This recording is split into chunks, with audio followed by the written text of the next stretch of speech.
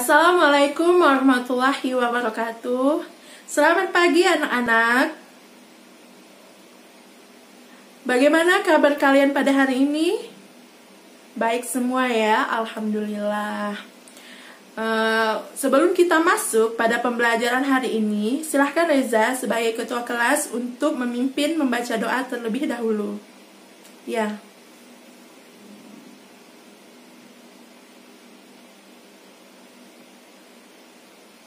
Amin. Apakah hari ini semuanya masuk? Budi tidak masuk. Kemana Budi? Apakah ada menitip surat atau apa gitu? Tidak ada ya, berarti Alpa. Ada lagi yang tidak masuk? Oke, baik. 19 orang masuk semua ya, selain Budi. Nah, minggu lalu Ibu sudah sampaikan kepada kalian materi tentang hari ini. Ada yang masih ingat apa materi kita pada hari ini? Ya, benar sekali Sarah, konsep istihad. Ibu yakin dari kalian semua pasti ada yang sudah mencari tahu apa itu istihad. Ya kan? Ada yang tahu apa itu istihad? Ya Sarah, silahkan apa? Hampir benar. Ada lagi? Doni? Terlalu singkat. Ada lagi? Sama dengan Doni semua ya. Baiklah anak-anak, Ibu akan menjelaskan kepada kalian apa itu istihad.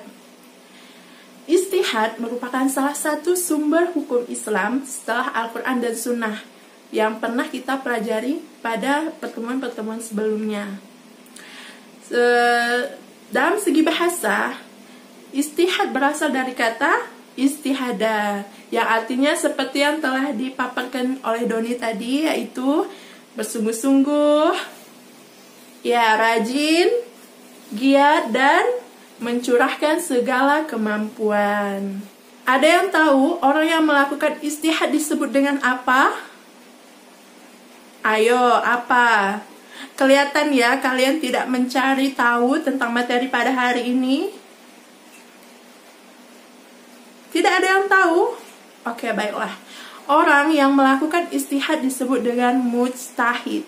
Ingat, mujtahid ya. Oke, baiklah anak-anak. Ada yang bisa mengulangi pengertian istihad yang telah Ibu sampaikan?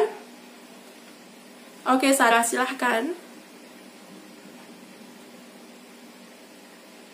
Ya, benar sekali. Tepuk tangan untuk Sarah. Nah, setelah kita mempelajari tentang pengertian istihad, kita masuk ke dalam materi selanjutnya, yaitu fungsi-fungsi istihad. Ada yang tahu fungsi-fungsi istihad ini ada berapa? Diam saja, berarti tidak tahu ya. Ya, langsung saja. Fungsi-fungsi istihad ini ada 3. Yang pertama yaitu al-ruju'. Al-ruju' atau biasa disebut dengan al-iyadah. Kalau di dalam bahasa Indonesia itu disebut dengan kembali. Jadi kalian harus ingat ya, yang pertama ini, kalian ingat bahasa Indonesianya saja, itu kalian bisa ingat juga penjelasannya. Al-ruju' atau al-iyadah, atau juga disebut dengan kembali ini, yaitu untuk mengembalikan ajaran Islam ke dalam sumber pokok yang utama, yaitu Al-Quran dan Sunnah. Ya, yang kedua ada al-ihya. Al-ihya kalau dalam bahasa Indonesia itu disebut dengan kehidupan. Nah, fungsi yang kedua ini yaitu untuk menghidupkan kembali bagian-bagian dari nilai dan semangat ajaran Islam agar mampu apa? Menghadapi dan menjawab tantangan zaman. Nah, yang ketiga ada al-inabah. Al-inabah di dalam bahasa Indonesia itu disebut dengan pembenahan. Ya, pembenahan, yaitu untuk membenahi ajaran-ajaran Islam pada zaman terdahulu dengan ajaran-ajaran Islam yang ada pada saat ini. Nah, sudah tahu kan fungsi-fungsi istihad? Ada yang bisa mengulangi fungsi sebutkan pokoknya saja. Ada yang bisa mengulangi pokoknya saja? Ada 3. Ya, Doni. Kembali, ya. Ya, tepuk tangan untuk Doni. Anak-anak, tadi di awal materi pembelajaran kita ada sedikit menyinggung tentang hukum Islam. Ada yang tahu apa itu hukum Islam? Ayo, apa pengertian hukum Islam? Ya, sedikit benar, Doni. Ya, hukum Islam adalah hal yang ditetapkan untuk mengekang atau mengendalikan seseorang dari hal-hal yang dilarang oleh agama. Contohnya, mencegah kezaliman, apalagi ayo? Mencegah penganiayaan, ya betul. Apalagi? Mencegah ketidakadilan dan lain-lain yang dilarang oleh agama. Nah, contoh sumber hukum Islam yang sudah pernah kita pelajari yaitu ada Al-Quran, Sunnah, dan ini Ijtihad. Dan sebenarnya masih ada banyak lagi yang akan kita pelajari pada pertemuan-pertemuan selanjutnya. Oke, baiklah anak-anak, selanjutnya kita masuk ke dalam pembahasan hukum-hukum ijtihad.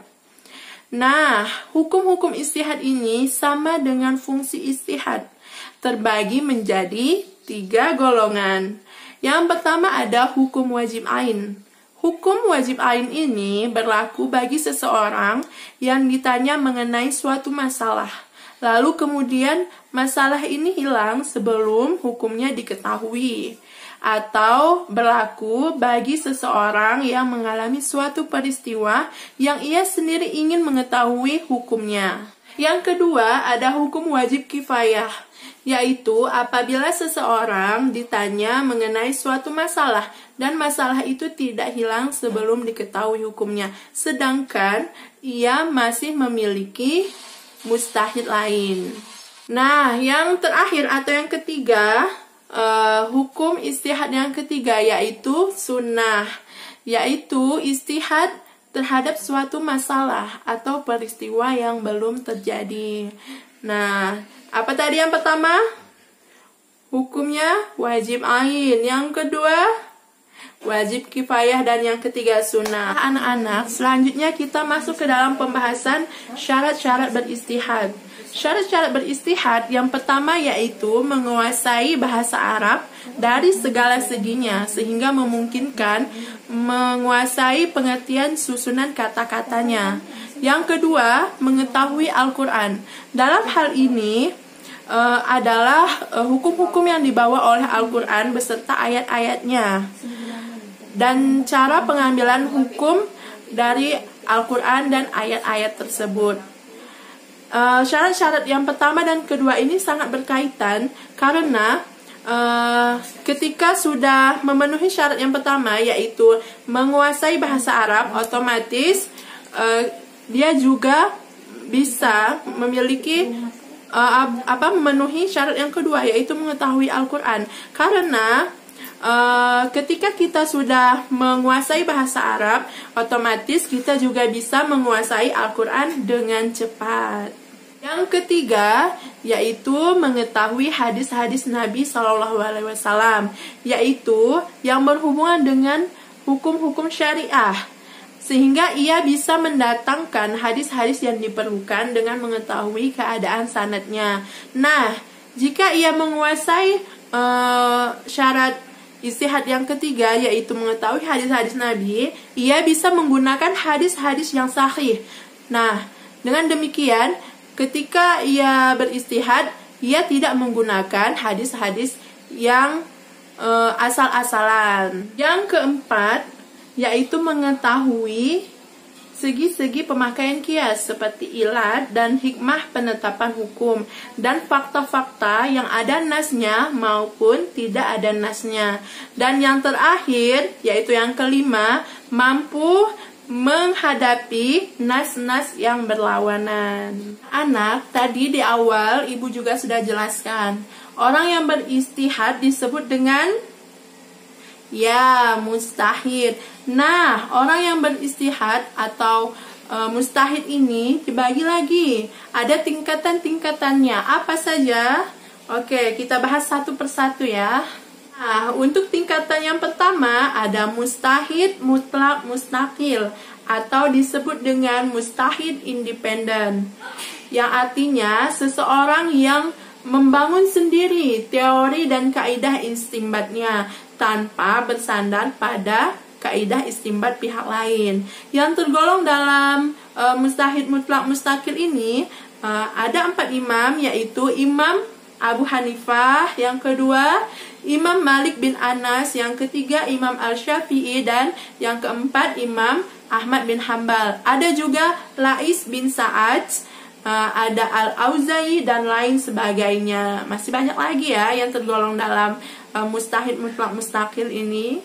Nah, tingkatan yang kedua ada mustahid muntasib atau mustahid afiliatif. Adalah mustahid yang melakukan istihad dengan menggunakan kaidah istinbat tokoh mazhab yang diikutinya, meskipun ia memiliki perbedaan masalah-masalah furu' dengan imam yang diikutinya itu.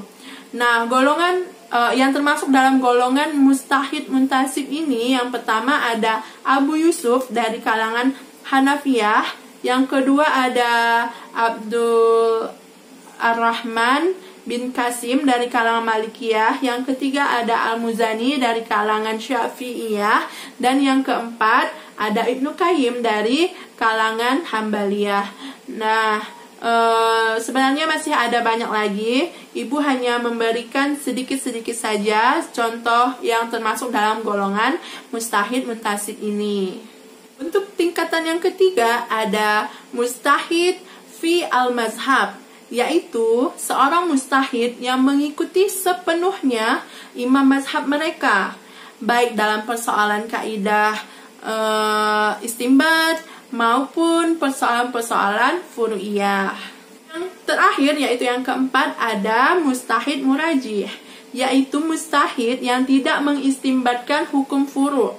Mereka hanya terbatas membandingkan beberapa pemikiran para mustahid sebelumnya, dan kemudian mereka memilih salah satu yang mereka anggap arjah atau paling kuat. Nah, sekarang kita ulangi lagi ya anak-anak. Yang pertama ada mustahid mutlak mustaqil, yang kedua ada mustahid muntasib, yang ketiga ada mustahid